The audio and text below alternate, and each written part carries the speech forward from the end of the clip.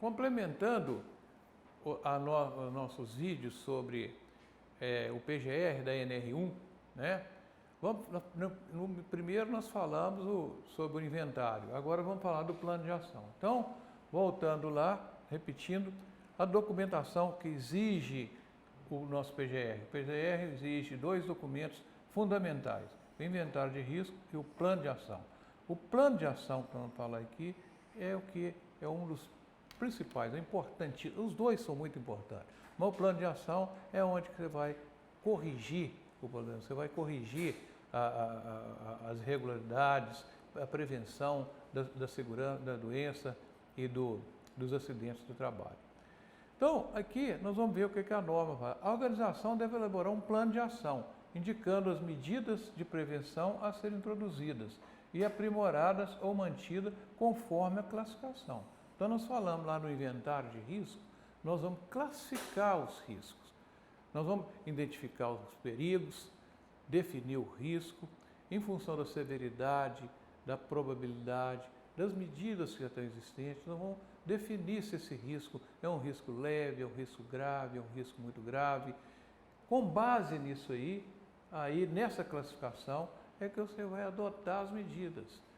Às vezes eu tenho, por exemplo, um nível de ruído de 75 dBA. Eu não tenho que tomar nenhuma medida. Né? Eu posso, talvez, fazer um monitoramento periodicamente. Então, nesse caso, tem uma poeira muito abaixo do nível de ação.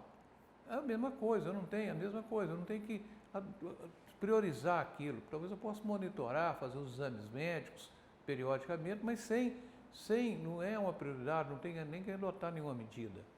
Agora, por isso que a classificação é importante. Já se eu tenho um risco maior, um risco mais evidente, um risco grave, aí a vigilância tem que ser maior, a adoção das medidas muitas vezes tem que ser imediata e tem que ser o mais urgente possível e o melhor e da maneira mais eficaz possível para se eliminar esses riscos, principalmente em função da sua gravidade. Então, para as medidas de prevenção deve ser definido um cronograma. Olha, observa que lá no PPRA a gente tinha um cronograma. Esse cronograma é a forma de acompanhamento da aferição dos resultados. Então, por exemplo, na verdade, esse PGR é um programa de gestão, como tem na ISO 31000, 45000, Então, são normas que você vai fazer o programa de gestão, o planejamento, a implementação, as auditorias e etc. Então, aqui nada mais é o programa do que isso, nesse cronograma. Agora, e a aferição dos resultados? Nesse programa você vai ver o que foi feito, o que deixou de ser feito, o que precisa de fazer, o que você vai programar mais para frente, tudo em função das necessidades, em função também da gravidade do risco. Bom, a implementação e acompanhamento das medidas de prevenção. A implementação das medidas respectivas às lutas deve ser registrados. Então, aqui, ó, tudo que você vai fazer tem que ter o registro, tem que ter a base. Nós falamos lá, ó, eu classifiquei aqui que o meu risco de máquina está tranquilo. Mas por quê? Eu fiz um plano, eu peguei a NR12, eu fiz um programa, eu fiz várias proteções de máquinas, vários procedimentos de trabalho, treinamento para os trabalhadores. Eu tenho tudo aquilo documentado e com essa documentação eu posso colocar no meu cronograma aqui, né? Eu posso classificar que o meu risco não é tão grave, talvez eu vou só monitorar, manter essas medidas, né? Aqui no plano de ação.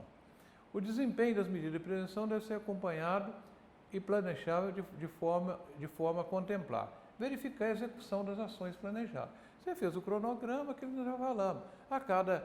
Ali a norma fala a cada 2 anos, mas você pode até cada ano você chegar e verificar o que foi feito, o que não foi feito, o que deixou de fazer, né? Ele pode ser feito por meio de uma auditoria, né? Muitas empresas têm sistema de gestão, têm suas auditorias, pode fazer as auditorias periódicas para ver como que está a situação, como que está a situação das medidas de controle. As inspeções dos locais de trabalho, né, e dos equipamentos, o monitoramento das condições, né, ambientais, exposição aos agentes, quando aplicável. Então, no caso da higiene ocupacional, né, você tem que fazer um plano você tem que fazer uma estratégia de avaliação em função dos riscos, em função da intensidade ou concentração do risco. Você vai definir seu plano de monitoramento. Então, isso tem normas técnicas para isso, tem norma da AIA, tem norma da NIOSH, tem estratégia, que você faça esse tipo de estratégia de avaliação para definir esse monitoramento, essa periodicidade de monitoramento, etc.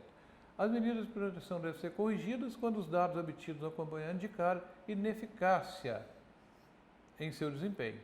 Então, uma das coisas, se a medida é ineficaz, né, nós vamos adotar aquelas medidas, aí você tem que revisar aquela medida, né, tentar fazer a adequação, etc. Acompanhamento da saúde dos trabalhadores, importantíssimo, aí você tem que ter o acompanhamento, né, no PCMSO da empresa, né, principalmente na parte de higiene ocupacional, onde os exames médicos são fundamentais, né, na disposição tanto nos agentes químicos, físicos e biológicos. Então, os agentes, aí o papel desses exames, do acompanhamento da saúde, pelo médico do trabalho, pelo pessoal do PCMSO, é fundamental.